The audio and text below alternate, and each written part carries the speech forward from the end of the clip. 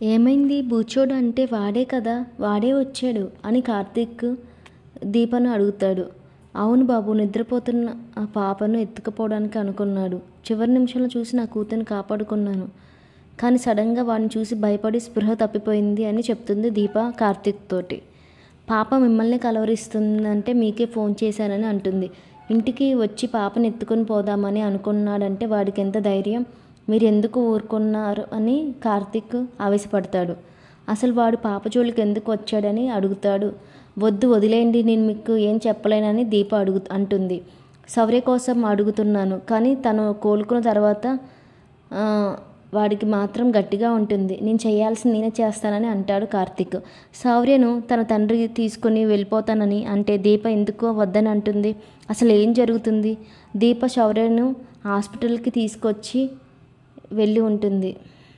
బావ వచ్చి ఉంటాడని అనుకుని కార్తీక్ ఫోన్ చేస్తే లిఫ్ట్ చేయడు. మీ ఇద్దరి మధ్య ఏదో జరుగుతుంది, అది ఏంటో నేను కనిపెడతానని జ్యోత్స్న అనుకుంటుంది. శౌర్య నిద్రలో కూడా కార్తీక్ అని కలవరిస్తుంది. నర్సు అది విని కార్తీకే పాప తండ్రి అని అనుకుంటుంది.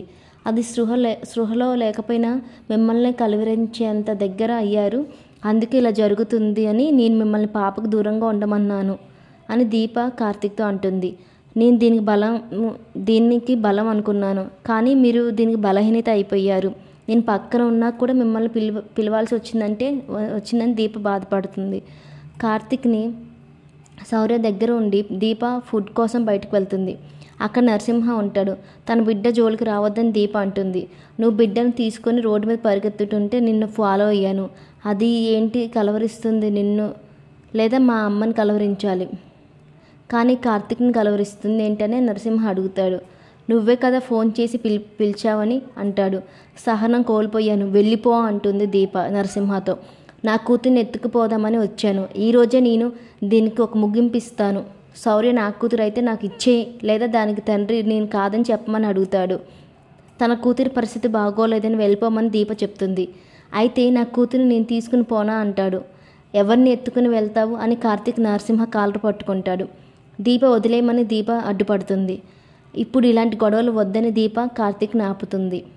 దీపను బాధపెట్టడానికి నువ్వు పాప జోలికి వస్తే ఏ రేంజ్ దాకా వెళ్తానో కూడా తెలియదని కార్తీక్ వార్నింగ్ ఇస్తాడు నరసింహతో. సార్కి అసలు విషయం తెలీదా, చెప్పలేదా అని నరసింహ అంటాడు. ఏంటి అది అని కార్తీక్ దీపను అడుగుతాడు. నేను పాప జోలికి వచ్చింది మీరు దీపను బాధపడడం కోసం కాదు, మేడంకి ఇచ్చిన గడువులో సమాధానం చెప్పలేదు, అందుకే పాప దగ్గరికి వచ్చానని అంటాడు. శౌర్య నాకు పుట్టిన కూతురు అయితే నాకు ఇచ్చేయమని చెప్పండి అని తీసుకుని పోతా అంటాడు. నాకు పుట్టలేదంటే అదే మాట చెప్పమనండి, నేను మళ్ళీ దీప జోలికి వస్తే షూ తీసుకుని కొట్టండి అని అంటాడు నరసింహ. కార్తీక్ గతంలో దీప బాధపడిన సంఘటనలు గుర్తు చేసుకుంటాడు. దీప మౌనంగా ఉండేసరికి శౌర్య నా కూతురు అని ఒప్పుకున్నట్టే కదా, నేను నా కూతురిని తీసుకుని వెళ్ళిపోతానని అంటాడు నరసింహ. కార్తీక్ నరసింహని ఆపుతాడు. పాప జోలికి వెళ్ళొద్దని కార్తీక్ చెప్తాడు. తన పరిస్థితి బాగోలేదని వదిలేమని దీప బతిమాలాడుతుంది. కానీ నరసింహ వినిపించుకోకుండా నేను నా కూతుర్ని తీసుకుని వెళ్ళిపోతా అంటాడు.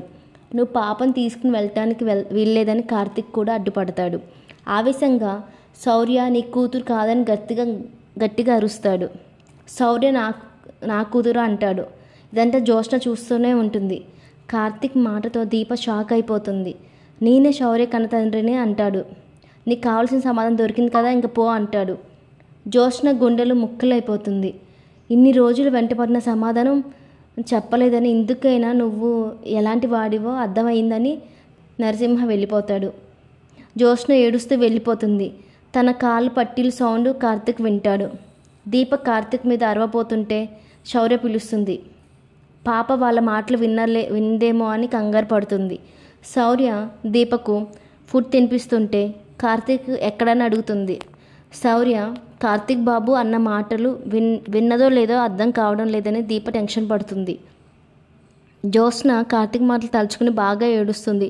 శౌర్య నీ కూతురు ఏంటి, అది నువ్వు చెప్పడం ఏంటి, ఇదంతా ఏంటి, ఇప్పుడు నేనేమైపోవాలి, దీన్ని డైజెస్ట్ చేసుకోవడం నా వల్ల కావడం లేదని గుండె పగిలేలా ఏడుస్తుంది.